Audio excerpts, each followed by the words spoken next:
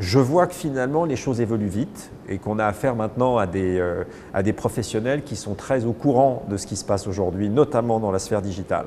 Quand on regarde le marché US, qui est généralement un peu en avance de phase ou de cycle sur nos marchés, qui a une mutation des directions marketing et directions de communication vers un nouveau job qu'on peut qualifier de Chief Data Officer, c'est-à-dire votre métier, notre métier devient technologique et que pour être efficace dans nos métiers, il faut être capable de comprendre, je ne veux pas dire de maîtriser, vous n'avez pas besoin de savoir programmer, coder, ce n'est pas le sujet, mais de comprendre les outils technologiques qui vous permettent d'être efficace et de gérer la communication de vos entreprises.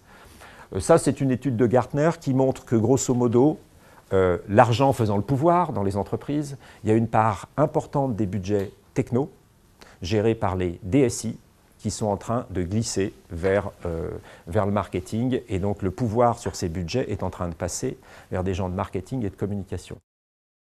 Il y a des différences notables, au-delà de la passion, entre le nouveau monde des producteurs de contenu et la presse. Et d'ailleurs, on s'en rend compte, même quand la même personne a plusieurs activités. Vous avez des journalistes qui ont une rubrique dans le Figaro, qui ont un blog officiel sur lefigaro.fr, qui ont un blog perso sur une plateforme comme Blogspirit et qui sont sur Twitter et Facebook sur le même matériau, ils font plein de trucs différents. Parfois très structurés, très sérieux, etc. Et puis ils se lâchent un peu sur leur blog et ça devient n'importe quoi sur leur réseau social. Aujourd'hui, ce qu'on essaye de faire, c'est d'avoir un interlocuteur conseil qui connaît bien le secteur économique, qui comprend les différents enjeux qu'on vient d'aborder ensemble et qui est capable de coordonner des gens plutôt techniques, plutôt contenu et plutôt relations. On ne recrute plus uniquement des Sciences Po qui savent écrire. Il en faut.